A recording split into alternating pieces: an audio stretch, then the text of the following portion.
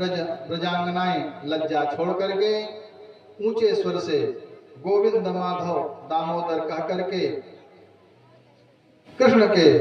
कृष्ण में मन लगा करके रोने लगी, भोले बाबा को मनाने लगी। आशुतोष तुम औढ़र दानी, आशुतोष तुम औढ़र दानी, आरती हरऊ दीन जन जानी, आरती हरऊ दीन जन जानी।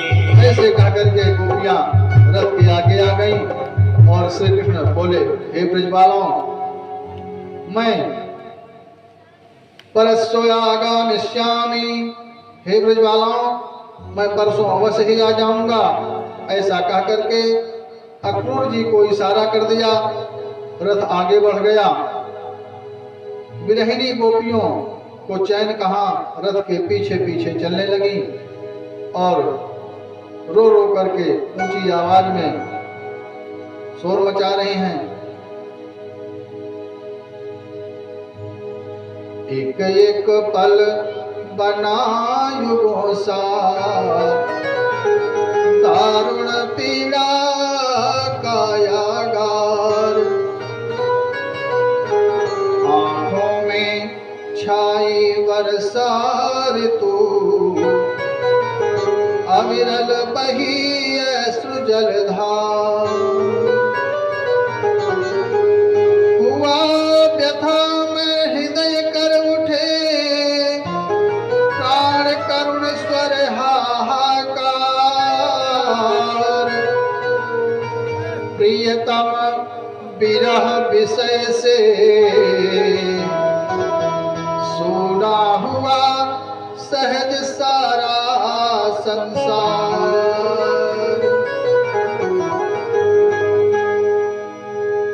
फेरी वे द्वारिका वारे, व्रत फेरी द्वारिका वारे, श्री प्रदिनंद दुलारे, गैयौ तरसे बछरौ तरसे, तरसे ग्वाल विचारे,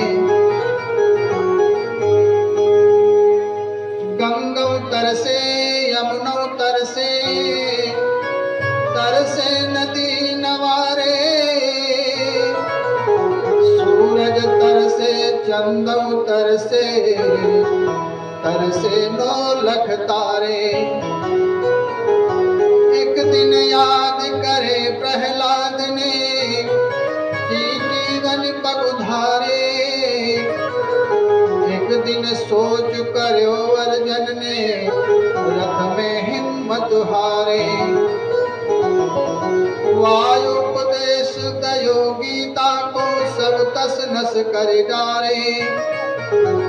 एक गोपी तो कहने लगी, कबहू पूरे न भये नींद वास और काम, सारे बंधन छोड़ के भजलो राधे श्याम, रसना हरि नाम सुधा ना पिए, अतिन की गिनती न गिनी न गिनी, संपत्ति बहु चोरी बटोरी धरी, दिन को कहिए ना धनी ना धनी, अपने हित लाग दलील करे, बहु जीव कुजे हानि ना हानि, और जिनकी न बनी यदु नंदन सो, तिनकी कबहु ना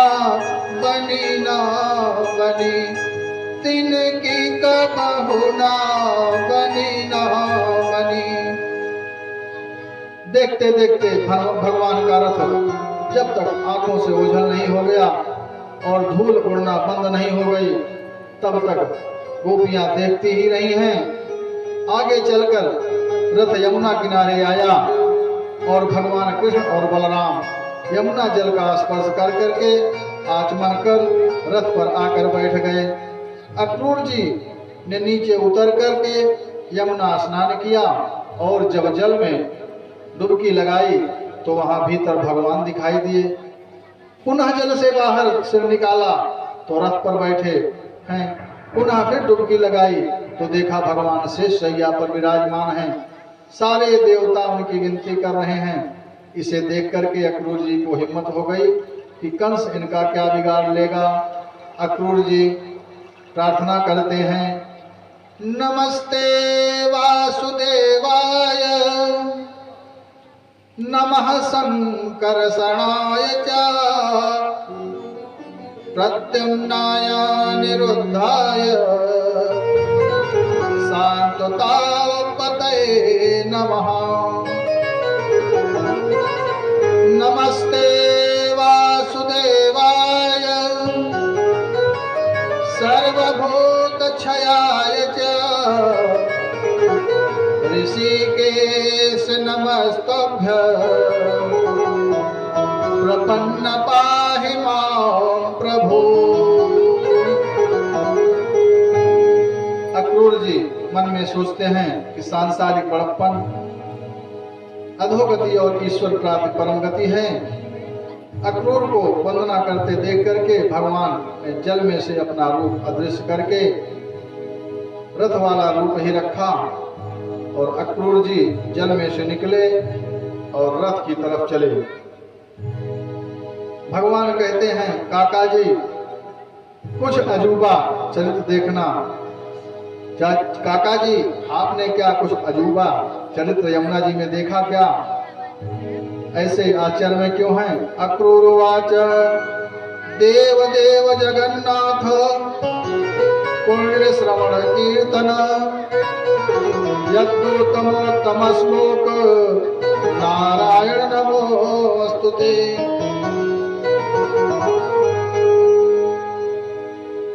हे प्रभु, आप देवताओं के देवता हैं, आपका कीर्तन श्रवण पावन है। बड़े बड़े संतों ने आपका यश गाया है। मैं आपको नमस्कार करता हूं। अक्रूर जी ने जल में और जल से बाहर भगवान का जो रूप देखा तो इनकी प्रभुता देख करके कृष्ण और बलराम की सुरक्षा के संबंध में जो शंका थी उसे भगवान ने निर्मूल कर दिया। सोचते हैं ये तो सबके पालनहार और रक्षक हैं, मैं इनकी रक्षा क्या कर सकता हूँ। मथुरा आ जाने पर अक्रूर जी बोले कि पहले आप मेरे घर पधारिए। भगवान कहते हैं, काका जी हम कंसाल दुष्टों को मार कर ही आप सबका हित साधन करेंगे। आप रथ ले जाइए, कंस को हमारे आने का समाचार दे दीजिए, हम पैदल चलकर ही मथुरा को देखते हुए आएंगे। जब भगवान मथुरा में घूम रहे थे तब स्त्रियां भवनों के झरोखों और छतों पर चढ़ करके इनकी सुंदरता को देख रही थीं और ब्रज बालाओं के भाग्य की सराहना करती कि वे धन्य हैं जो इनका प्रतिदिन दर्शन करती हैं। आगे बढ़ने पर रजकम कश्चादयांतम रंककारं गदाग्रजः दृष्ट्वा याचत वासांसे दौधान्तुमानि च। भगवान ने देखा कि एक धोबी जो कपड़े रंगने का भी काम करता है उनकी ही तरफ आ रहा है। भगवान ने धुले हुए वस्त्र देख करके उससे वस्त्र मांगे। धोबी अकड़ कर बोला, तुम जंगल में रहने वाले गंवार ग्वालिया हो, राजाओं के वस्त्र पहनोगे? पूर्व जन्म में यह धोबी अयोध्या का वही धोबी था जिसके कटु वचनों को सुनकर के श्री राम जी को सीता जी का परित्याग करना पड़ा था। वही द्वापर में मथुरा का धोबी बना और मुक्त हुआ। मथुरायां द्वापरांते रजका स बभूव है कुवाक्य दोष शांत्यर्थम न जाता न हरि स्वयं। भगवान ने उस धोबी का उद्धार किया। आगे ग्वाल बालों ने वस्त्र तो पहन लिए परंतु कोई छोटा कोई बड़ा था। आगे चलने पर एक दर्जी मिला। भगवान बोले, हे भैया इन वस्त्रों को ठीक कर दो। उसने अपना सौभाग्य मानते हुए वस्त्रों को ठीक करके सबके अनुरूप कर दिया। भगवान ने प्रसन्न होकर के उसे सारूप मुक्ति दे दी। ग्वाल बाल बोले, गोविंद इस दर्जी को कुछ मजदूरी तो दे दो। भगवान कहते हैं कि कलयुग में दर्जियों को जितने का कपड़ा नहीं होगा उससे अधिक सिलाई मिलेगी। दर्जी का पूर्व जन्म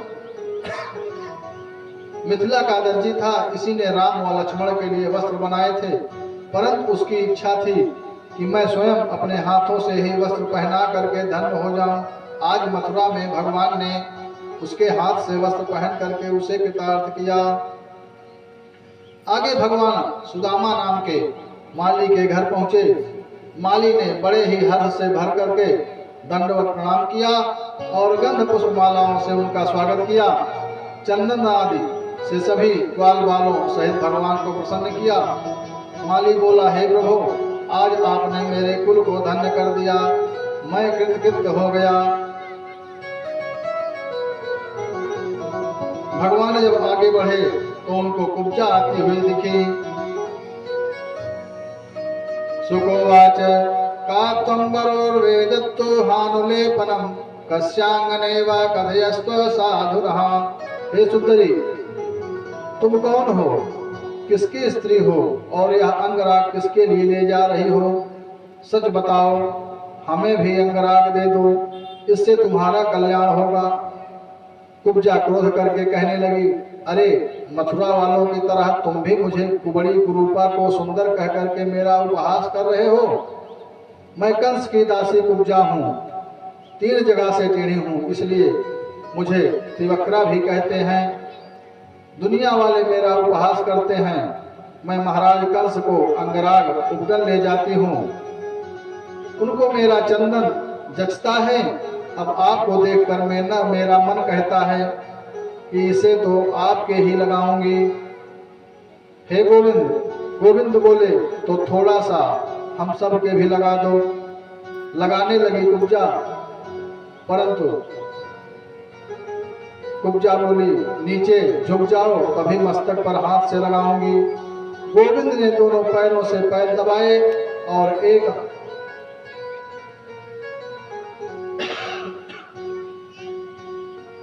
झटका मारा तो वह कुब्जा सीधी हो गई। कुबड़ी को वास्तव में सुंदरी बना दिया। सबके चंदन लगाया। भगवान के पीतांबर को पकड़ करके कहने लगी, सैरिंध्र उवाच हे वीर गिहम्यामो नत्वां त्युक्तिमहे स्वये। हे वीर पुरुष, अब आप मेरे घर चलिए, अब मैं आपको छोड़ने वाली नहीं हूँ। भगवान कहते हैं, हे सुंदरी, हम कंस को मार करके ही तुम्हारे घर आएंगे। इसके पश्चात जब दोनों भाई आगे बढ़े तो कुबलिया पीड़ हाथी को मार्ग में खड़ा पाया। गोविंद ने महावत से कहा, अम्बवष्ट मार्गम नो देह पक्रमं माचिरम नो चेत् कुंजरम त्वाद्य नयाभेयम साधनम। हे महावत, तुम इस कुबलिया पीड़ हाथी को हमारे रास्ते से शीघ्र हटा, नहीं तो तुझे यम सदन पहुंचा दूंगा। गोविंद के ऐसा वचन सुन करके महावत ने हाथी को उन्हीं की तरफ भूल दिया। हाथी ने झपट करके इनको सूंड से पकड़ लिया। भगवान ने तुरंत छोड़ करके पूंछ पकड़कर के धनुष यानी 100 हाथ उसे खींच लिया गया। बाद में सामने से एक घूंसा जमाया और आगे दौड़ाने लगे। गजराज ने क्रुद्ध होकर के उनके ऊपर अपने दोनों दांतों से वार किया। भगवान बच करके एक ओर हो गए, उसके दोनों दांत जमीन में गाड़ दिए। भगवान ने पैरों से दबा करके उसके दांत उखाड़ लिए और उन दांतों से ही कुबलिया पीड़ और महावत को मार दिया। नृतकं दुर्नदस्य दंतपाणि समासितो। आगे भगवान बढ़ते हैं तो पहलवानों में श्रेष्ठ चारों, जो कंस द्वारा पहले से ही कृष्ण बलराम को मारने के लिए नियुक्त था, बोला, तुम हमसे युद्ध करो। श्याम सुंदर बोले, हे पहलवानों,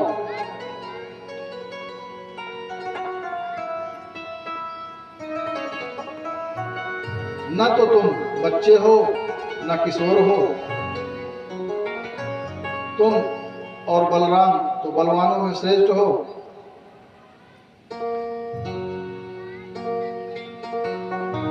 श्याम सुंदर पहलवानों से कहते हैं, कृष्ण ने जब कहा कि हमारा तुम्हारा कोई मेल नहीं है, हम तो बालक हैं, तब चारूण कहता है कि न तो तुम बच्चे हो न किशोर हो, तुम और बलराम तो बलवानों में भी श्रेष्ठ हो। जिसने अभी तक 1000 हाथियों बल वाले कुबलिया पीड़ हाथी को मार दिया, क्या वह बालक है? अतः कृष्ण तो तुम मेरे साथ और बलराम मुच्चिष्ट के साथ युद्ध करो। नंद बाबा बड़े दुखी हो रहे थे। श्री शुकोवाच एवं चर्चित संकल्पो भगवान मधुसूदन असादात चाणूरम मुट्टिकम रोहिणी सुत। इस तरह चारूण और अनुमोद चारूण का अनुमोद न पा करके गोविंद मधुसूदन चारूण से और बलराम मुष्टिक से मल्ल युद्ध करने लगे। भयंकर मल्ल युद्ध हुआ। सभी कंस की निंदा करने लगे। अंत में कंस के दोनों मल्लों को मार दिया। फिर बलराम जी ने कूट को श्री कृष्ण ने सल को मार दिया। यही दिशा तोसल में भी हुई।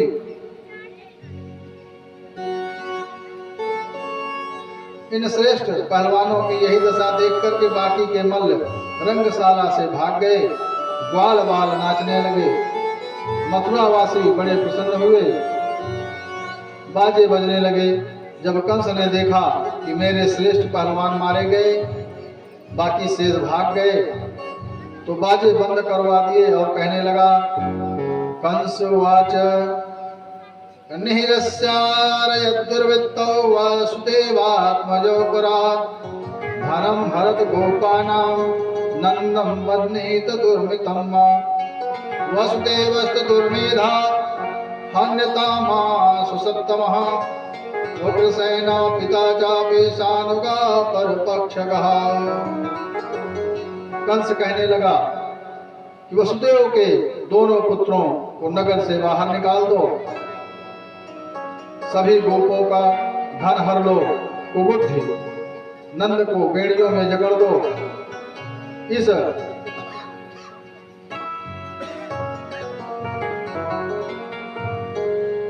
दुर्मेधा मिथ्यावादी वसुदेव को, जिसने अपनी प्रतिज्ञा का पालन ठीक तरह से नहीं किया, सज्जन नहीं है, इसे अभी मार दो। यह उग्रसेन हमारे शत्रु पक्ष से जा मिला है, सेवकों सहित इसका काम तमाम कर दो। जब श्री कृष्ण ने ऐसे दुर्वाद कहते हुए कंस को सुना तो बोले, हे मामा जी धैर्य रखिए, सभी को गाली काहे क्यों दे रहे हो, चिढ़ करके अंट संट क्यों बक रहे हो। कृष्ण कहते हैं, मैं सीधी साधी बात करूं तो उल्टा बकता जाता है, मामा मैं भी मीठी बात करूं तो जहर उगलता जाता है। जो जितना मीठा होता है वो अपना नाश कराता है, देखो तो मीठे गन्ने को कोल्हू में पेरा जाता है। इतना कहने पर मदिरा पी करके कंस तलवार लेकर के जैसे ही उठने को हुआ, भगवान ने तुरंत बड़ी फुर्ती से सिंहासन पर चढ़ गए और जैसे भयंकर विषधर को गरुड़ पकड़ लेता है, उसी प्रकार उसके केस पकड़ कर लिए और बोले, मामा जी आपने भी मेरी माँ के केस ही पकड़े थे। गोविंद ने केसों को झटका देकर के कंस को राज सिंहासन से नीचे गिरा दिया और ऊपर से स्वयं गिरने से उसका प्राणांत हो गया। बोले श्री वृंदावन बिहारी लाल की जय हो। कंस के मरने के बाद उसके कंक आदि 8 भाई भगवान को मारने दौड़े। भगवान ने बिना प्रयास के ही सबको मार दिया। आकाश से पुष्पों की वर्षा होने लगी, दुंदुभिया बजने लगी। ब्रह्मादि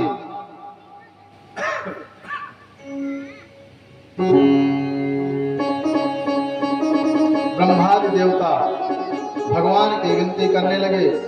मथुरावासी ब्रजवासी सभी नाचने लगे, अर्थात कंस की पार्टी के लोग रोने लगे और कृष्ण की पार्टी के लोग कीर्तन करने लगे।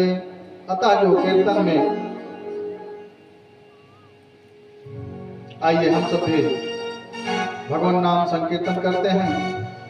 कृष्ण गोविंद गोविंद गोपाला, मेरो मुरली मनोहर नंद लाला।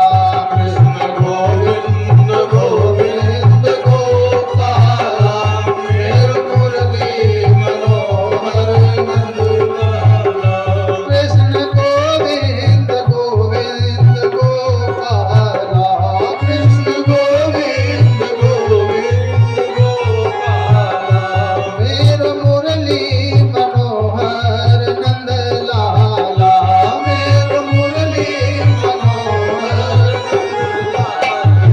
कृष्ण गोविंद गोविंद गोपाला, कृष्ण गोविंद गोविंद गोपाला, मेरो मुरली मनोहर नंद लाला। मेरो मुरली मनोहर नंद लाला। कृष्ण गोविंद गोविंद गोपाला, कृष्ण गोविंद गोविंद गोपाला, मेरो मुरली मनोहर नंद लाला। मेरो मुरली मनोहर नंद लाला।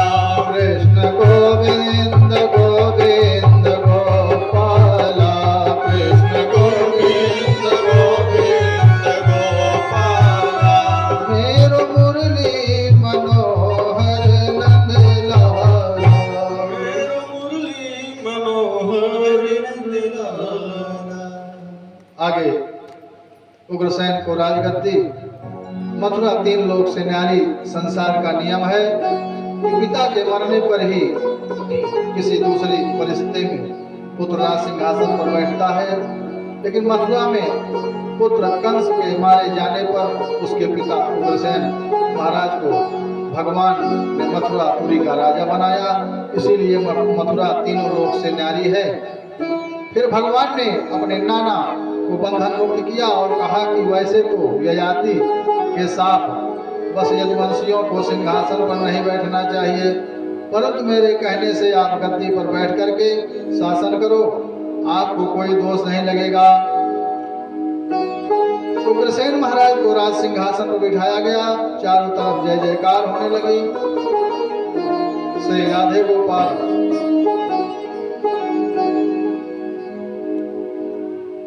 हे राजन, परीक्षित वसुदेव जी ने अत्यंत प्रसन्नता के समय सजी हुई गायें दान कर दी। ब्राह्मणों व अपने पुरोहितों गर्गाचार्य को बुला करके यज्ञोपवीत संस्कार करवाया। यज्ञोपवीत संस्कार के बाद भगवान उज्जैनी नगरी में पढ़ने गए और 64 दिन ये 64 कलाएं सीख ली। गुरु जी बड़े ही प्रसन्न हुए। आगे की कथा में उद्धव का ब्रजगमन। श्री शुकोवाच विष्णीनां प्रवरो मंत्रे कृष्णस्य दयिता जगाः शिष्यो बृहस्पति साक्षात् उद्धव बुद्धिसत्तमः। हे राजन, उद्धव कृष्णवंशियों में श्रेष्ठ, श्री कृष्ण के मित्र तथा मंत्री बृहस्पति के शिष्य तथा बुद्धिमानों में श्रेष्ठ थे। बृहस्पति के प्रधान शिष्य व वासुदेव के भ्राता देवन भाग के पुत्र थे। एक दिन श्री कृष्ण से कहने लगे, गोविंद, आप हर समय गोपियों और ब्रज की यादों में ही खोए रहते हो। भगवान बोले, उद्धव मोहि ब्रज विसरत नाही। और कहते हैं, गच्छोद्धो ब्रजम सौम्य पित्रो न प्रीतिमावह। तुम ब्रज में जाकर के मेरी माता यशोदा और बाबा नंद को आनंदित करो, और गोपियां जो विरह व्याध से बहुत दुखी हो रही हैं उन्हें अपनी बुद्ध से तथा मेरे संदेश को सुना करके प्रसन्न कर आओ।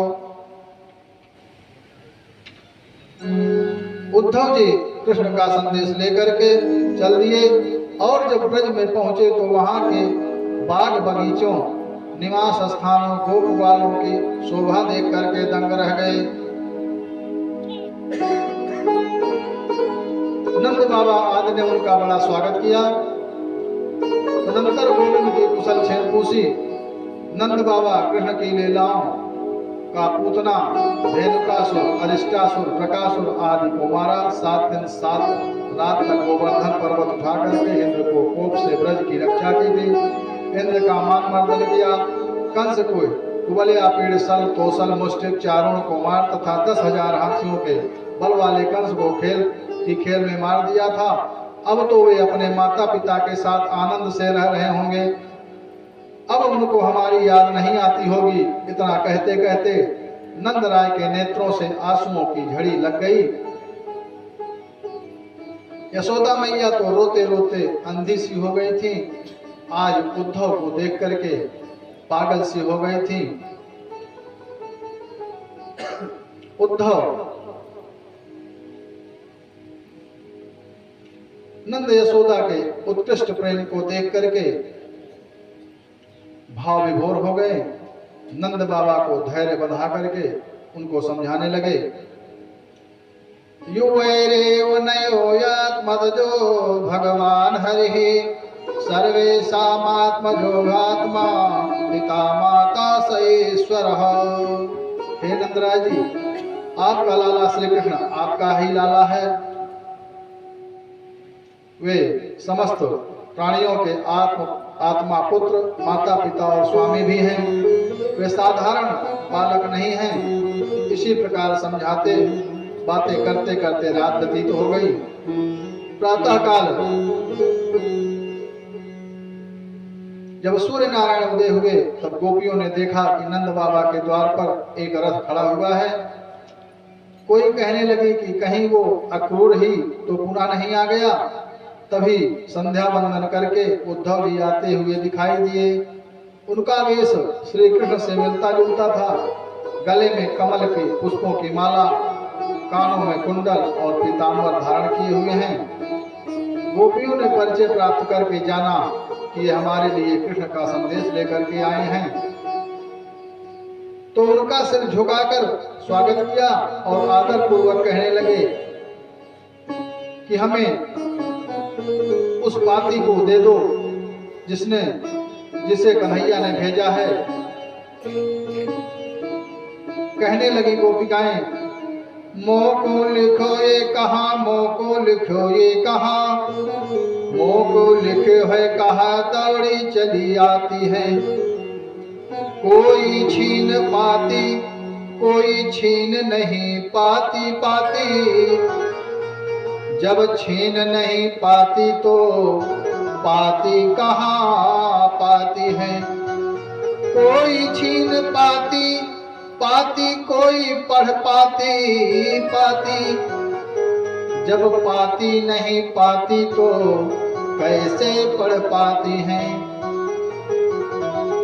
कोई पाती पाती, कोई छाती से लगाती पाती। जब 5 नहीं पाती मृगबिंदु सरसाती हैं। कोई सुन पाती कथा, सुन नहीं पाती कोई। व्यास जो न आती वो कैसे सुन पाती हैं। हे उद्धव जी, हमारे श्याम हमसे परसों आने के लिए कहा गए थे, लेकिन आज तक नहीं आए हैं। बड़े निर्मोही निकले। कल तक जो हमारे घरों से माखन चुरा चुरा कर खाते थे, अनेक प्रकार के लीलाएं करते थे, आज वे मथुराधीश बन करके हम ब्रजवासी गोपी ग्वाल नंद यशोदा मैया गाय बछड़ों वाय सभी से नाता तोड़ चुके हैं। हे उद्धव जी, संसार में अमृतम शिशिरे बहिरमृतम प्रिय दर्शनम, अमृतम राज सम्मान, अमृतम क्षीर भोजनम। हे उद्धव जी, असमर्थ राजा को प्रजा त्याग देती है। शिष्य विद्या प्राप्त करने के पश्चात आचार्य को त्याग देते हैं और ऋत्युज यज्ञ कराने वाले लोग दक्षिणा मिल जाने के बाद यजमान को त्याग देते हैं। खगापीत फलम वृक्षम भुक्त्वा चाथितो गृहम दग्धम मृगात अरण्यम जरो भुक्त्वा रताश्रियम। पक्षी फल न रहने पर वृक्ष को छोड़ देते हैं। अतिथि खा पी करके उस घर की याद नहीं करते। आग लग जाने के बाद हिरण उस जंगल को छोड़ देते हैं। कामासक्त पुरुष स्त्री से भोग करने के पश्चात विमुख हो जाते हैं। इस प्रकार कह करके गोपियां लज्जा छोड़ करके रोने लगी। गोपियों की ऐसी दशा देख करके उद्धव जी का सारा ज्ञान कापूर हो गया।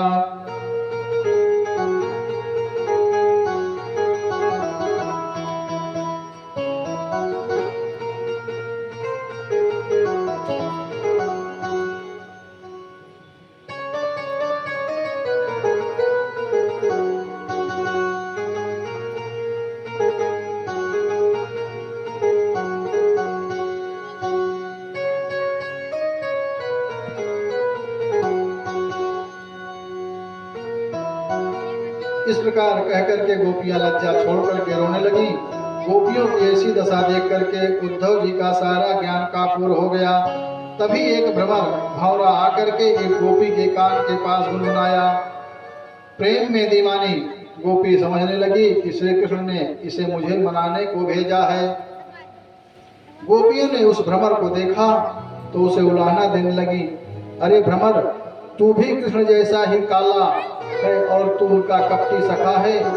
श्री कृष्ण की वनमाला का पीला कुमकुम तेरी मूंछों पर लगा है। तू भी किसी एक ही फूल से प्रेम नहीं करता है। भ्रमर, उन श्री कृष्ण से कह देना कि अब वे मथुरा की बालाओं से ही प्रेम करें। अरे अपने स्वामी की तरह काले मन वाले भ्रमर, जैसे तू फूलों का रस लेकर के उड़ जाता है, उसी प्रकार वो भी हमें महारास में मादक भव्य छवि दिखा करके मथुरा में चले गए हैं। अरे उद्धव जी, हम भ्रमर से कहती हैं कि तू भाग जा। हम उनके विषय में सब जानती हैं। जब वो त्रेता में राम बने थे तब भी उन्होंने व्याध की तरह बाली को छिपकर मारा था। बेचारी सूर्पणखा को कामवश उनके पास आई तो उनके नाक कान काट दिए थे। राजा बलि ने मुंह मांगा दान दिया, फिर भी उसे वरुण पास में बांधा था। जैसे कौवा बलि को खा करके उसी को घेर लेता है। और भ्रमर, हे उद्धव जी, अब हमारे श्याम सुंदर हमारे लिए परदेसी हो गए हैं। गोपियां कहती हैं, कहत कत परदेसी की बात, मंदिर अर्ध अवधि हम सोहरी, हरिहार चली जात, ससिरुप बरस सूर रिप युग वर, हर रिप कियो घात, मघ पंचक ले गयो सांवरो, आई बनी यह बात, नखत वेद ग्रहा, जोरी अरध करी कोवर जय हम खात, सूरदास प्रभु तुम ही मिलन को, कर्मी जत पछतात। गोपी कहती हैं, अरे भ्रमर, अब हमने किसी भी काली वस्तु से प्रेम करना छोड़ दिया है। संसार में कुछ लोग गृहस्थ छोड़ करके अकिंचन हो जाते हैं, अनेक कष्टों को सहन करते हैं, फिर भी उस छलिया के नाम का तथा उसके जादू भरे हास परिहासों को नहीं भुला पाते हैं। अरे भ्रमर, अगर तुझे हमारे श्याम मिलो तो उनसे हमारी इस बात को कह देना। श्याम पिया मेरी रंग दे चुनरिया, श्याम पिया मेरी रंग दे चुनरिया, रंग दे चुनरिया, रंग दे चुनरिया, रंग दे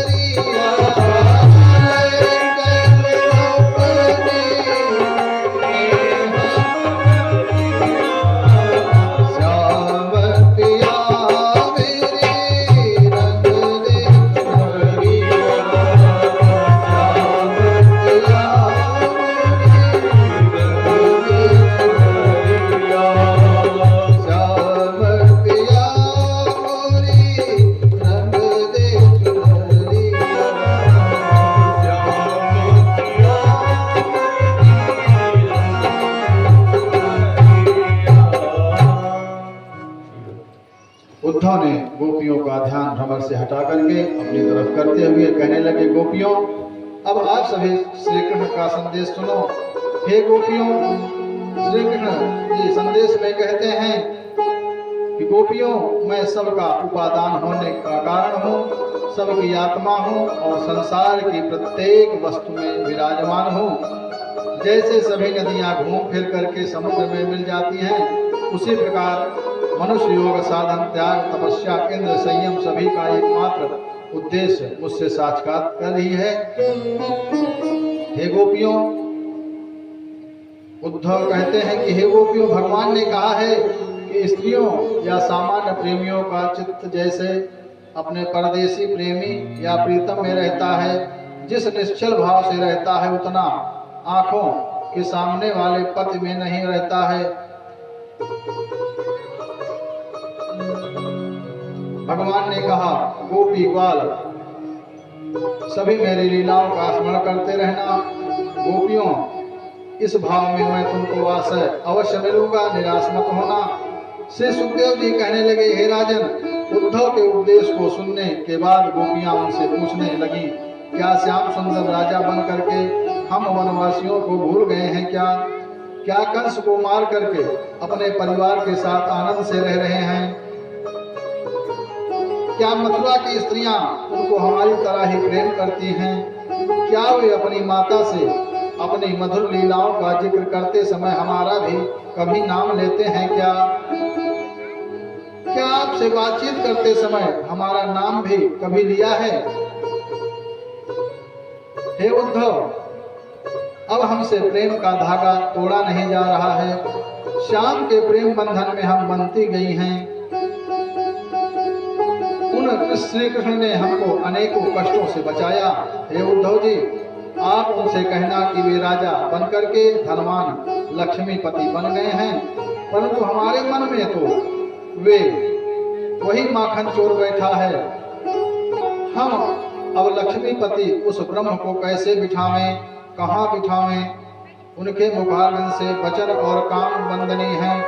वंदनम प्रसाद सदनम सदयम सुधा बच्चो वाचः करणम परोपकरणम ये शाम के शानते वंद्या।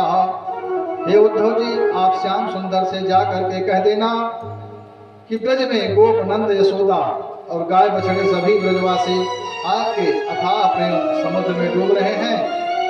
आप संदेशा लाए हैं, हमारा भी करुण संदेश उनसे कह देना। हे उद्धव जी, एक एक पल बना युगों सा दारुण पीड़ा कायागार, आंखों में छाई वर्षा ऋतु अविरल बहे अश्रु जलधार। हे उद्धव जी, आप ज्ञानी नहीं हैं, संत महात्मा नहीं हैं, वरन हमें भ्रमित करने आए हो, हमारे विरह दरिया में रोड़ा लगा रहे हो। संतों का मन, वचन और कर्म एक होता है, जबकि दुरात्माओं का मन, वचन और कर्म भिन्न होता है। गोपियों के उलाहनों से और प्रेम प्रसंगों के प्रवाह से उद्धव जी का ज्ञान भंडार बह गया। वे उनकी प्रेम पराकाष्ठा की भूल भूल प्रशंसा करने लगे। सोचते हैं, पृथ्वी पर जन्म लेना सार्थक तो इन गोपियों का ही है, क्योंकि ये सर्वात्मा भगवान श्री कृष्ण के परम दिव्य प्रेम में स्थित हो गई हैं। प्रेम की यह स्थिति बड़े बड़े ऋषि मुनियों तथा हमारे जैसे भक्तों के लिए भी प्राप्त नहीं हो सकती। जिन भगवत प्रेमियों को भगवान की लीला और कथाओं का चस्का लग गया है, उन्हें द्विजात, कुलीनता, संस्कार तथा बड़े बड़े यज्ञों में दीक्षित होने की कोई आवश्यकता नहीं है। जिनके कानों को भगवान की कथाओं का रस न मिला हो और उसमें रुचि न हुई हो, उसका अनेक कल्प तक ब्रह्मा भी बनने से क्या लाभ। भगवान के प्रति गोपियों का प्रेम सर्वभाव समर्पित था। जैसा संसार में मानव जीवन क्षणभंगुर है, इस प्रकार क्षणभंगुर जीवन की कलिका कल प्रात को जाने खिली न खिली। मलिया गिर की सुच शीतल मंद सुगंध समीर मिली न मिली। कर काल कुठार लिए फिरता तन नम्रस पे चोट झिली न झिली। कहिले हरि नाम हरि रसना प्रियंत समय हिली न हिली। इस प्रकार उद्धव गोपियों के विरह प्रेम के कायल बन करके ज्ञान योग को ताक में रख करके कुछ दिन उन्हीं के सानिध्य में रहे। जहाँ जहाँ भगवान की लीला हुई थी उन सभी पावन स्थलों को देखा और अनुपम आनंद प्राप्त किया। उद्धव का सार ब्रह्म ज्ञान गायब हो गया। उद्धव की दिशा विक्षुब्धों जैसी हो गई। कभी हंसते तो कभी ब्रज रथ में लौट जाते। रोमांचित तन हर्ष मन नयन बहे जलधार। ब्रज रज में लोटन भयो हरिपद रेणु विचार। क्योंकि इन ब्रज गोपियों ने श्याम सुंदर के लिए अपना सर्वस्व त्याग दिया था। यहाँ तक कि अपने संसारी पतियों को भी त्याग दिया था। उन्हीं परम वैष्णव गोपियों के चरणों में उद्धव जी तिनके चरण सरोज में कीन्ही दंड प्रणाम। कपिवल और गद गद गिरा कहीं न सके निज नाम। कल्याण भी उन्हीं भक्तों का होता है जो अपने को भगवान में समर्पण कर देते हैं। सर्वधर्मान परित्यज्य मामेकं शरणं। उद्धव ईश्वर से कामना करते हैं कि यदि आप मुझ पर कृपा करना चाहें तो हे प्रभु मुझे इस परम पावन वृंदावन में कोई लता या पौधा ही बना देना। उद्धव जी कहते हैं आसाम हो चरणैर्युज्युमायस्य वृंदावने किमपि गुल्मतलौषधीनां या दुस्तच्चन्नमर्यथ हित्वा भेजं मुकुन्द पदवीं सुप्तभिविज्ञां। जिससे इन गोपियों की चरण धूल मुझ पर पड़ती रहे। इन्होंने अपने परिजन संतान पति आदि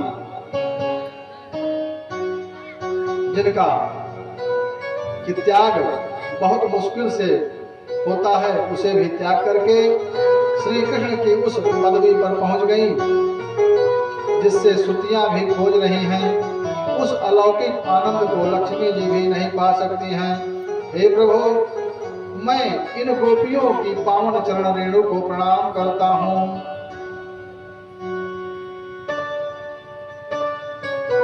उद्धव जी सारे उपहारों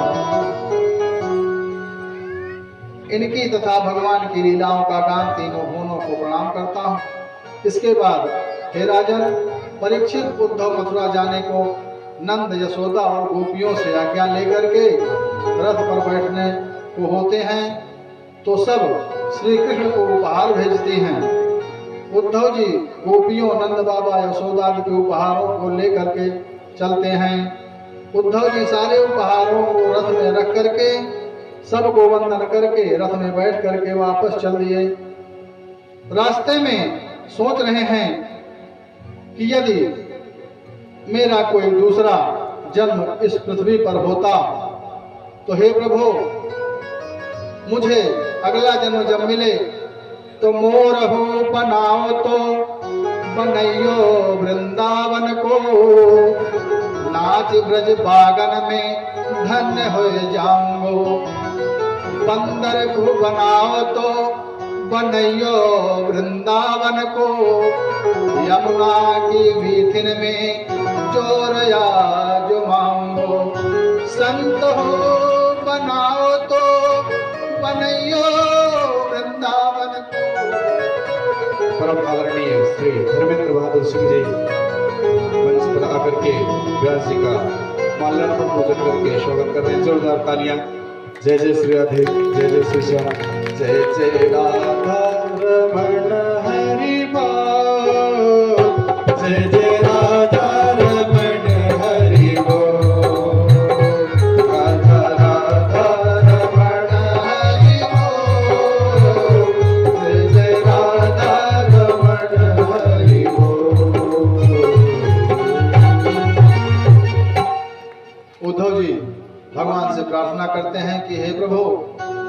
मुझे जब अगला जन्म मिले तो हम पर कृपा करना।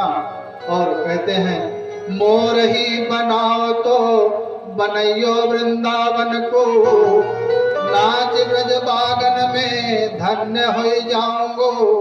और बंदर ही बनाओ तो बनैयो वृंदावन को, यमुना की वीथिन में जोर आजमाऊंगो। संत हो बनाओ तो बनैयो वृंदावन को, ब्रज रज शीस धरी धन्य हो जाऊंगो। और भिक्षुक बनाओ तो बनैयो वृंदावन को,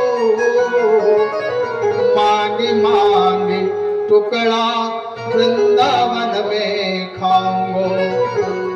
तोता ही बनाओ तो बनैयो वृंदावन को, राधा कृष्ण राधा कृष्ण राधा कृष्ण गाऊंगो। राधा कृष्ण राधा कृष्ण राधा कृष्ण गाऊंगो। इस प्रकार से मन में विचार करते करते मथुरापुरी में आकर के श्री कृष्ण भगवान को सारे उपहार भेंट कर दिए।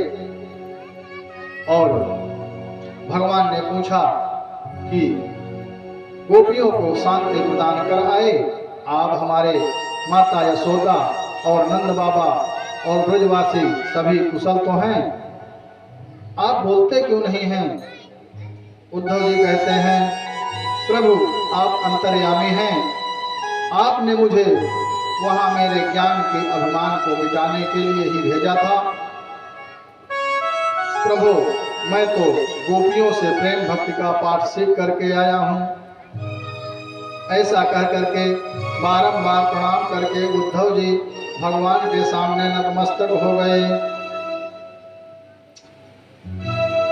आगे भगवान अक्रूर जी पर कृपा करते हैं। हे राजन, भगवान वहां से चल करके अक्रूर जी के घर पहुंचे। अक्रूर जी ने भगवान को देख करके श्री सुकोवाच ननाम कृष्ण रामं च तरेत्वादितः पूजयामास विधिवत् कृतासन परिग्रहण। अक्रूर जी ने इनको प्रणाम किया तो इन लोगों ने भी उनको अभिवादन अभिनंदन किया। तदंतर अक्रूर जी ने इनकी विधिवत पूजा की। अक्रूर जी ने उनको उनके चरणों तक को सिर पर चढ़ाया और दिव्य और सुंदर वस्त्र इत्रमाला भूषणों से उनका सत्कार किया। अक्रूर जी कहने लगे, हे प्रभु, आपने कंस आदि को तथा उसके साथी दुराचारियों को मार करके यदुवंश को संकट से बचा लिया है। आपके पावन चरण मेरी कुटिया में पड़ने से मैं धन्य हो गया। आपके स्वरूप को देव ऋषि मुनि भी नहीं जान पाए हैं, फिर मैं कैसे जान सकूंगा? भगवान कहते हैं, हे अक्रूर जी, आप हमारे हितैषी गुरुवर और चाचा जी भी हैं। आपने मुझे बड़ाई दे करके अपनी महानता का परिचय दिया। तदुपरांत श्री कृष्ण ने अक्रूर जी को हस्तिनापुर जाकर के पांडवों के कुशल क्षेम लाने का आदेश दिया। इसके पश्चात आगे की कथा में जरासंध युद्ध और द्वारिकापुरी का निर्माण की कथा आती है। श्री सुकोवाच अस्ते प्राप्तिश्च कंसस्य महिष्यौ भरतर्षभ मृते भरतर दुःखार्ते इव तोस्म पितृगृहान्। हे राजन, कंस के मरने के बाद उसकी अस्ति प्राप्ति नाम की दोनों स्त्रियां पति के मरने से अत्यंत दुखी होकर के पिता के घर चली गईं।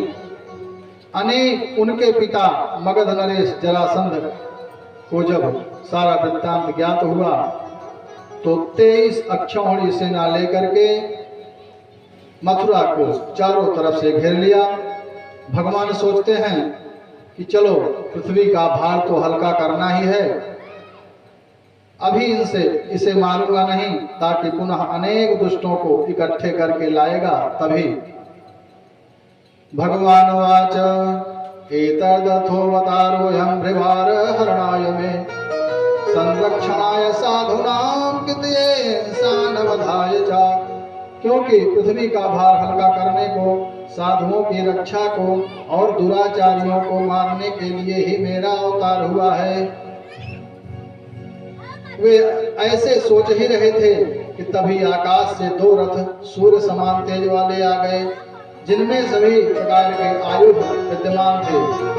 श्री कृष्ण ने श्री बलराम जी से कहा कि आपका यह रथ आ गया है, आपके प्रिय आयुध हल मूसल भी आ गए हैं।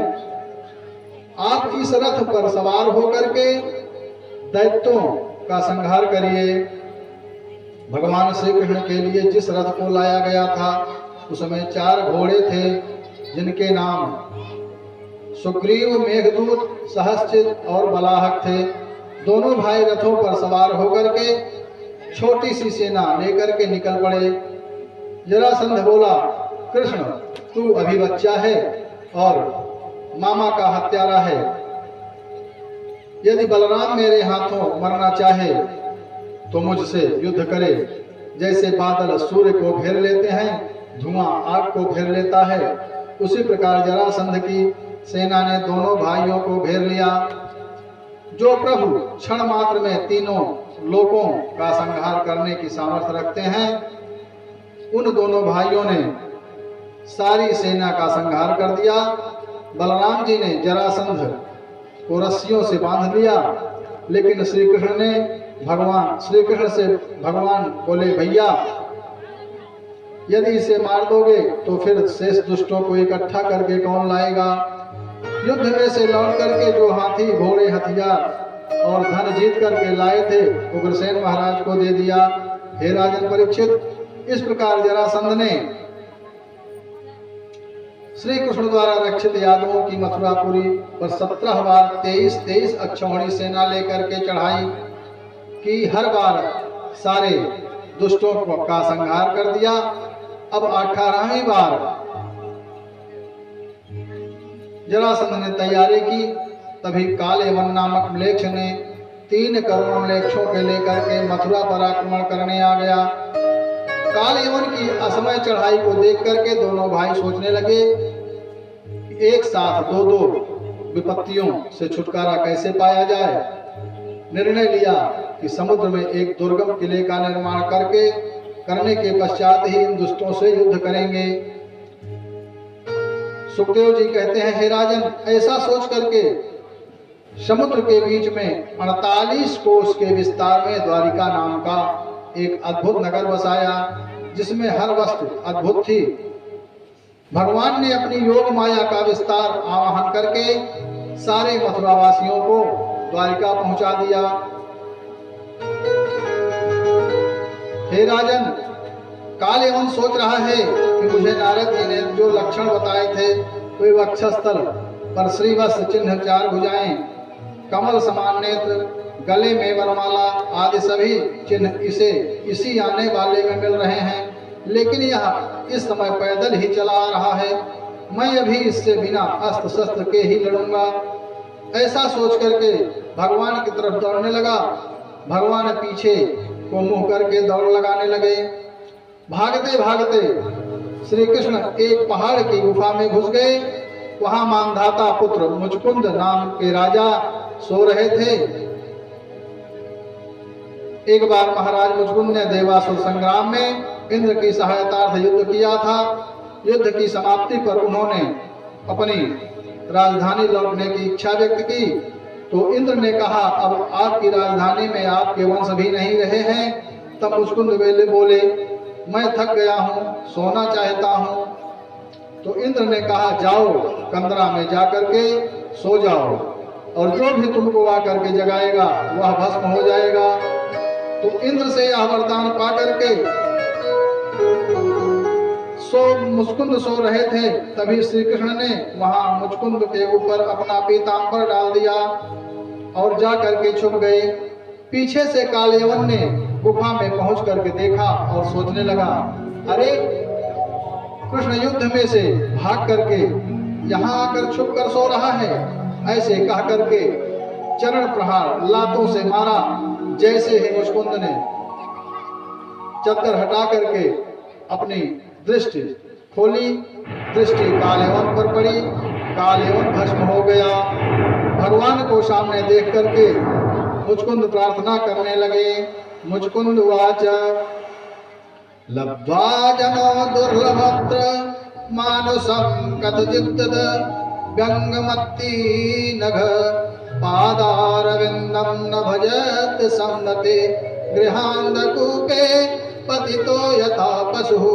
हे अनघ, हे प्रभु, इस संसार में अति कष्ट के बाद, कीट पतंग सूकरादि योनियों के बाद दुर्लभ मानव शरीर पाकर के भी जो मूढ़ आपके पादारविंदों का चिंतन नहीं करता है, वह जैसे घास के लोभ में पशु कुएं में गिर जाता है, वैसे ही प्राणी माया में फंस करके गृहस्थ रूपी अंधकार भवकूप में गिर जाता है। भगवान ने मुचकुंद को वरदान दिया कि तुम्हारी मुझ में भक्ति बनी रहेगी और मुझे प्राप्त करोगे।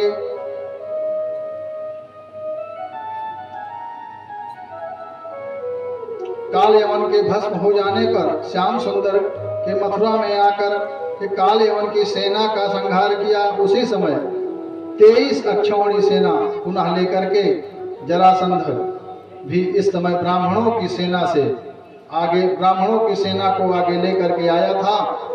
श्री कृष्ण ने भयभीत होने का नाटक करके रणभूमि से पलायन कर दिया। तभी से भगवान का नाम रणछोड़ पड़ गया। उड़े रणछोड़ भगवान की जय हो। रणछोड़ भगवान 17 बार हारने के बाद जरा संत ने ब्राह्मणों को बुला करके ऐसा उपाय पूछा जिससे श्री कृष्ण युद्ध में भूमि से भाग जाए, मेरी जीत हो जाए। ब्राह्मण बोले, राजन, तुम्हारी जीत तो संभव है, परंतु यदि ब्राह्मण हथियार लेकर के तुम्हारी सेना के आगे चलेंगे तो ब्रह्म हत्या के भय से युद्ध से पलायन कर सकते हैं और तुम्हारी जीत हो सकती है। भगवान ने ब्राह्मणों का वचन सत्य करने के लिए ही रणभूमि छोड़ी थी।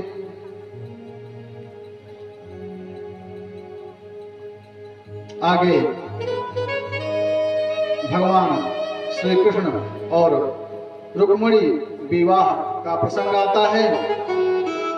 हे राजन, सुखदेव जी कहते हैं कि हे राजा परीक्षित, श्री बलदेव जी का विवाह आनर्द देश के राजा कुकुदमी की पुत्री रेवती से हुआ था, जिसका वर्णन मैं तुमको 9वें स्कंद में सुना चुका हूं। भगवान श्री कृष्ण ने अपना प्रथम विवाह विदर्भ देश के राजा भीष्मक की पुत्री वैदर्भी से किया था। इसे श्री कृष्ण भगवान शाल्व, शिशुपाल आदि जरासंध के पक्ष वाले राजाओं की उपस्थिति में ही स्वयंवर से हरण करके उसी प्रकार लाए थे जैसे सर्पों के बीच से गरुड़ किसी भी सर्प को निर्भीक होकर के उठा ले जाता है। भगवान ने द्वारिका ले जाकर के उसी रुक्मिणी से प्रथम विवाह किया था, जो साक्षात लक्ष्मी जी की अवतार हैं। परीक्षितो वाच भगवच्छोत्तुमिच्छामि कृष्णस्यामित तेजसा यथा मागध साल्वादेन जित्वा कन्याकुमारत। हे प्रभु, भगवान श्री कृष्ण मगध राजा शिशुपाल और साल्य राजाओं को जीत करके रुक्मिणी को कैसे ले आए थे, आप इस अमृतमयी कथा को विस्तार से सुनाने की कृपा करें। श्री सुकोवाच राजासीद भीष्मको नाम विदर्भाधिपतिर्महान् तस्या पंचभवन पुत्रा कन्यका च वरानना। हे राजन, अत्यंत बलवान विदर्भ नरेश भीष्मक के 5 पुत्र थे। पहला रुक्मी, दूसरा रुक्मक, तीसरा रुक्मबाहु और चौथा रुक्मकेश और 5वां रुक्ममाली। और सर्वगुण संपन्न एक रुक्मिणी नाम की कन्या थी। भगवान श्री कृष्ण के विषय में उनकी वीरता और सुंदरता की बातें सुन करके उसने अपने मन में श्री कृष्ण को ही पति रूप में वर्ण कर लिया था।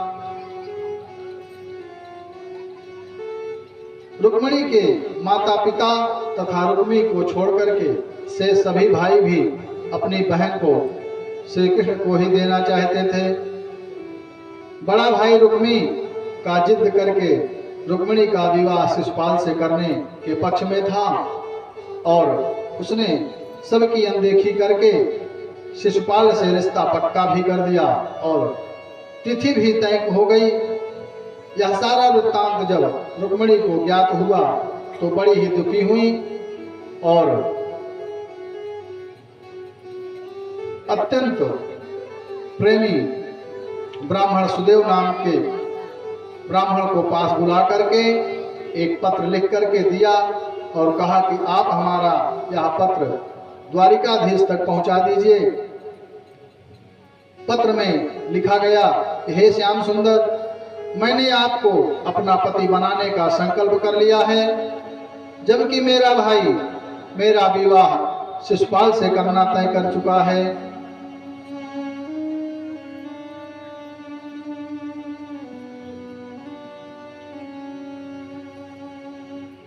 हे प्रभु, मैं अपने पति के रूप में आपको ही वर्ण कर चुकी हूं और यह सब पत्र लिख करके पंडित जी को देती हैं। पत्र में आगे और भी लिखती हैं कि हे प्रभु, नगर के पूर्व में देवी का मंदिर है, मैं अंबिका के पूजन करने के लिए आऊंगी, आप मुझे वहां पर आइएगा और वहां से ले जाइएगा। यदि आप नहीं आए तो मैं शिशुपाल की होने से पूर्व ही अपना प्राणांत कर लूंगी। हे दीनन पति हे जगतपति, प्राणेश प्राणधन जनरंजन, गोपीपति सुरपति वासुदेव, ब्रजनंदन श्री पति यदुनंदन, चरणों में मेरा हो वंदन, सतवार मिलन हरि सम्मेलन, हे नाथ रुक्मिणी दासी को निज चरण में दीजिए शरण। यह सब पत्र में लिख करके ब्राह्मण देव को रुक्मिणी जी देती हैं। ब्राह्मण देव पत्र लेकर के द्वारिका पहुंचते हैं। श्याम सुंदर को पत्र मिलता है। श्री कृष्ण ने विप्रदेव का स्वागत सत्कार किया और बोले, हे विप्रदेव, रुक्मिणी जी से कहना कि मैं अंबिका मंदिर से अवश्य लेकर के उन्हें आऊंगा, वो चिंता ना करें। यथा समय भगवान श्री कृष्ण दारुक सारथी के साथ में बैठ करके सुकोवाच, आरोह संदनम सौरिर्जरमारोप्यतुर्गणैः, आनर्तादेकरात्रेण विदर्भानगमद्भयैः। ब्राह्मण को भी रथ में बिठा करके एक ही रात में आनर्त देश से विदर्भ देश में पहुंच गए। वहां कुंदिनपुर में रुक्मिणी के विवाह की तैयारी जोरों से चल रही थी। नगर सजाया जा रहा था। चेद नरेश दम घोष बारात लेकर के जरासंध, पौंगक, दंतवक्र, सालो आदि सभी शिशुपाल के साथी आ चुके थे। उधर श्री बलराम जी को सब समाचार मिला तो वो भी सेना सहित कुंदिनपुर आ गए। भीष्म महाराज ने दोनों भाइयों का बड़ा स्वागत किया। रहने के लिए सुंदर स्थान, भोजन आदि की सुंदर व्यवस्था की। पंडित जी के ना आने से रुक्मिणी व्याकुल हो रही थी। भगवान ने ब्राह्मण को उनके पास भेज करके कह दिया कि हम आ चुके हैं। शिशुपाल, जरासंध आदि ने मंत्रणा करके सैनिकों को नियुक्त कर दिया कि कहीं कृष्ण रुक्मिणी को चुरा न ले जाए। यथा समय पर रुक्मिणी जी अंबिका मंदिर में पूजन करने के लिए जाती हैं। नमस्ते त्वांबिके भीक्षणम स्वासंतानयुता शिवा भूयात् पतिर्मे भगवान कृष्णस्तदनमोत्तमम्। रुक्मिणी मैया माँ अंबिका का पूजन करने के लिए मंदिर में जाती हैं। मंदिर में जाकर के मैया प्रार्थना करती हैं कि हे माँ, आपके पति शंकर जी व पुत्र गणेश जी हैं, उन सबको मैं प्रणाम करती हूँ। तुम शिवा हो, हे देवी, श्री कृष्ण ही मुझे पति रूप में प्राप्त हो। माता जी, ऐसा मुझे वरदान दीजिए। रुक्मिणी मैया माता से प्रार्थना कर रही हैं और पूजन करते करते मैया प्रसन्न होती हैं। विनय प्रेम बस भई भवानी, विनय प्रेम बस भई भवानी, विनय प्रेम बस भई भवानी, विनय प्रेम बस भई भवानी, कसिय माल मूरत मुस्कानी, हसी माल मूरत मुस्कानी, जही के जही पर सत्य स्नेह हो, जही के जही पर सत्य स्नेह हो, सोते ही मिलई ना कछु संदेह हो, सोते ही मिलई ना कछु संदेह हो, सोते ही मिलई ना कछु संदेह हो। पूजा करके माँ रुक्मिणी जैसे ही मंदिर से बाहर निकलती हैं, जो बड़े बड़े योद्धा पहरे पर रास्ते के दोनों ओर खड़े थे, सब नशे की हालत में हो गए। और उसी समय गोविंद जी रुक्मिणी जी को रथ पे बिठा करके ऐसे ले चले जैसे सियारों के मध्य से शेर अपना भाग, अपना शिकार लेकर चला जाता है। अब तो शिशुपाल आदि साथी राजा अपने को धिक्कारने लगे कि आज हम धनुर्धारियों के बीच से यश को गोप ऐसे हर ले गए जैसे सिंहों के यश को मृग हर ले जाता है। ऐसा कहकर के सारे राजा एकत्र होकर के युद्ध करने के लिए उद्यत हुए। यदुवंशियों के वीरों ने भी घमासान युद्ध करके सबको परास्त कर दिया। जरासंध आदि शिशुपाल को समझाने लगे कि हमारा समय अब खराब है। तदंतर रुक्मिणी का बड़ा भाई प्रतिज्ञा करके बोला, यदि मैं कृष्ण से अपनी बहन को छुड़ा करके न लाया तो मैं कुंडिनपुर में प्रवेश नहीं करूंगा। रुक्मी बोला, यावन्न में हतो बाणे सईथा मंजदारिकाम। हे कृष्ण, जब तक मेरे बाण तुझे धरती पर न सुला दें, उससे पहले ही तो तू इस मेरी छोटी बहन को छोड़ करके भाग जा। बहुत समय युद्ध के बाद भगवान ने उसे बांध लिया और तलवार लेकर के मारने नीचे उतरे। तो रुक्मिणी मैया कहती हैं, रुक्मिणी वाच योगेश्वरा प्रमेयात्मन देव देव जगतपते हंतुम नारहस्य कल्याण भ्रातरम में महाभुज। रुक्मिणी मैया कहती हैं, कि मेरा अग्रज है बंधा हुआ,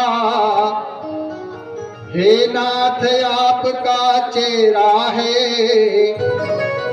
बूढ़े बाप की निशानी है, मारो मत भैया मेरा है। करुणा निधान इसीलिए यही पहला वरदान मांगती हूँ, दे दो उदार आंचल पसार, भैया के प्राण मांगती हूँ। श्री कृष्ण जी ने रुक्मी की मूछ और सिर के बाल काट दिए। दाऊ जी ने आकर के छुड़वाया। वह रुक्मी कुंडनपुर नहीं गया, भोजगढ़ नामक नगर बसा करके रहने लगा। भगवान रुक्मिणी को द्वारिका ले जाते हैं। भीष्मक महाराज ने कन्यादान किया। नंद यशोदा आदि सब बुलाए गए और भगवान कृष्ण की और रुक्मिणी की भावरें पड़ने लगी। आइए हम सब भी प्रभु के विवाह में सम्मिलित होते हैं।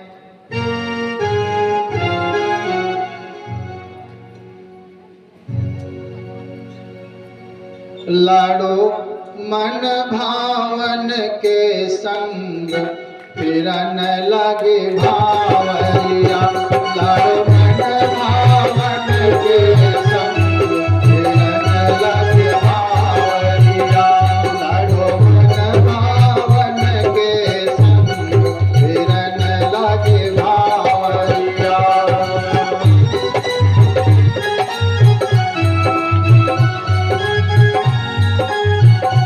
लाडो मन भावन के संग फिरन लगे भावरिया।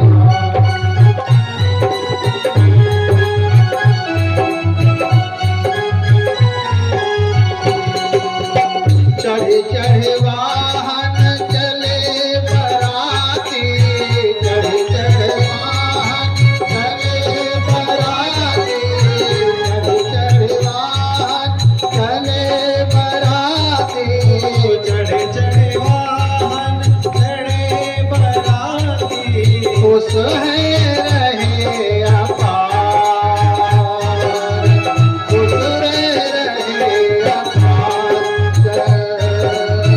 खुश रहे अपार, फिरन लगी भावरिया, लाडो मन भावन के संग फिरन लगी भावरिया, लाडो मन भावन के संग।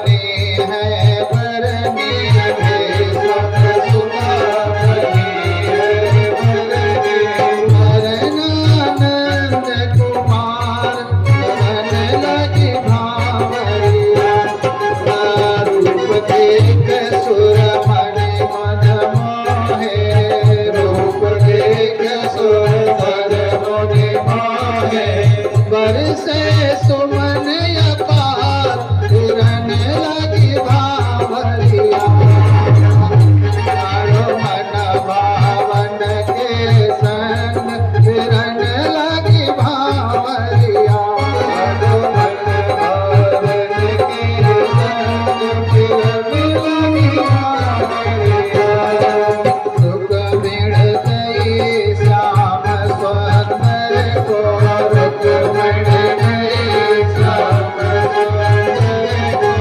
आई जियो अपार फिरन लगी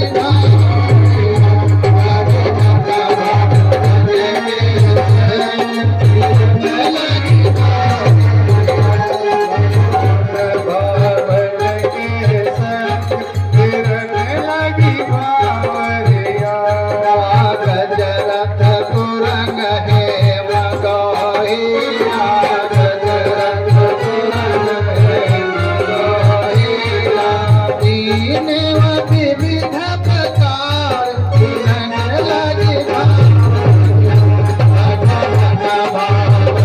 के हिरन लगी भावरिया लडो मन भावन के संग हिरन लगी भावरिया लडो मन भावन के संग हिरन लगी भावरिया लडो मन भावन के संग हिरन लगी भावरिया राधे राधे गोविंद गोविंद राधे राधे राधे गोविंद गोविंद राधे राधे राधे गोविंद गोविंद राधे राधे राधे गोविंद गोविंद राधे राधे गोविंद गोविंद राधे राधे राधे गोविंद गोविंद राधे गोविंद राधे गोपाल राधे गोविंद राधे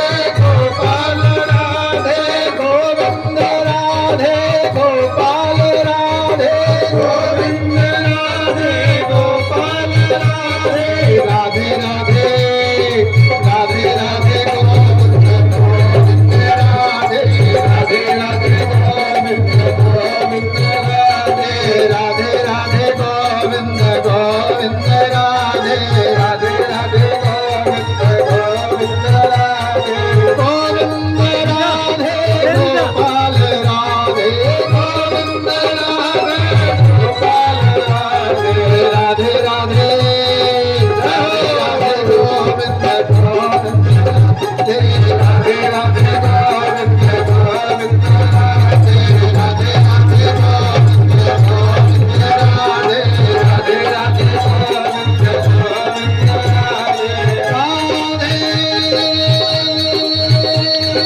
श्री राधे राधे श्री राधे राधे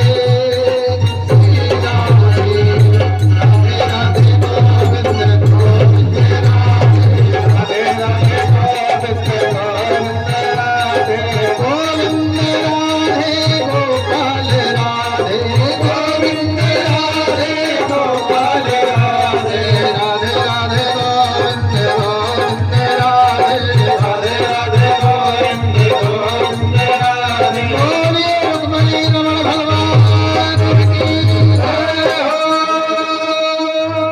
जय जय श्री राधे। आप सभी जिन भी माताओं को रुक्मिणी रमण भगवान का पूजी करना हो क्रम से एक एक करके जाकर के पूजी कर सकते हैं।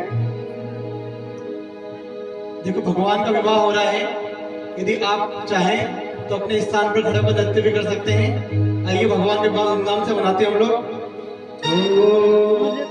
आज मेरे शाम की शादी है, आज मेरे शाम की शादी है, हो शाम की शादी है, मेरे घर शाम की शादी है, आज मेरे शाम की शादी है।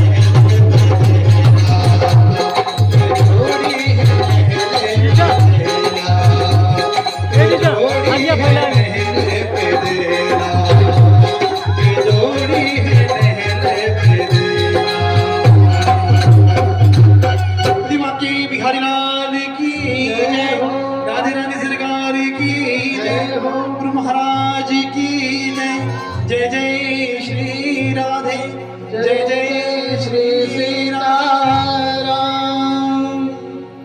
आइए